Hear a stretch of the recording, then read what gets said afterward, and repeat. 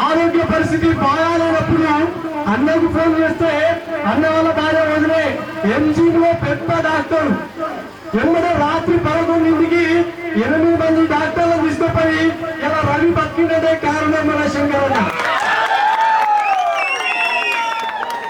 ఎందుకంటే ఎంజీలో చాలా మంది ఇబ్బంది పడ్డప్పుడు శంకరన్న భార్యకు ఫోన్ చేస్తే పాపమే సూపరింటెండెంట్ అలా ఎమ్మెల్యే స్పందించి వచ్చి అలాంటి మనకి ఎంజీఓ వరకు ఏదైనా ఇబ్బంది వచ్చినట్లయితే శంకరన్న భార్య కూడా మనకి అండగా ఉన్నది.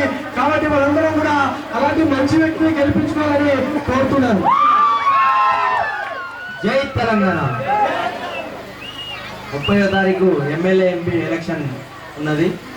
దాన్ని ఉద్దేశించుకొని ఇలా తెలంగాణ రాష్ట్రం రాగానే సంబరం కాదు, తెలంగాణ రాష్ట్రం పునర్నిర్మాణమే అసలు ముందున్న పని.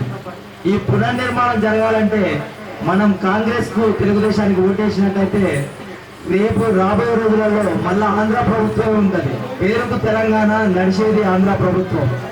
కాబట్టి తెలంగాణ రాష్ట్రంలో టిఆర్ఎస్ పార్టీ గెలిచినప్పుడే, కేసీఆర్ గారు ముఖ్యమంత్రి అయినప్పుడే తెలంగాణకు అన్ని విధాలుగా లాభం జరుగుతుంది. ఇలా 2001లో ఎలక్షన్లో నిలబడ్డప్పుడు నేను కూడా అన్నప్పుడు సర్పంచ్ నిలబడ్డా, సోన నిలబడ్డాడు. పాపం 2 టైమ్స్ అన్న ఓడిపోయిండు, మేము గెలిచినాము. ఆ ఎన్నో ఆర్థిక ఇబ్బందులకు ఒడిదొడుకులకు ఎదుర్కొని ఇవాళ సోమన్న చూసి మేము అందరం గర్వపడతాం. పార్టీని ఇవాళ అర్పణపల్లిలో ఇంత దొరల రాజ్యంలో కూడా పార్టీని నిలబెట్టిందంటే సోమన్న వల్లనే. ఇవాళ అర్పణపల్లి గ్రామం అందరికీ చెప్తున్నాం, సోమన్న ఎన్ని కష్టాలు పడ్డా, ఎన్ని నష్టాలు పడ్డా భరించి ఆయన 2 సార్లు ఓటమి, ఈనాటి సర్పంచ్ గెలుపు, ఎంపీటీసీ గెలుపు, కాదరన్న కూడా ఇలా సోమన్నకు ఆ కాదరన్న తోడైండు. ఈ జంట కౌలు ఇద్దరితోటి ఇలా అప్పటిపల్లి ఊరు మొత్తం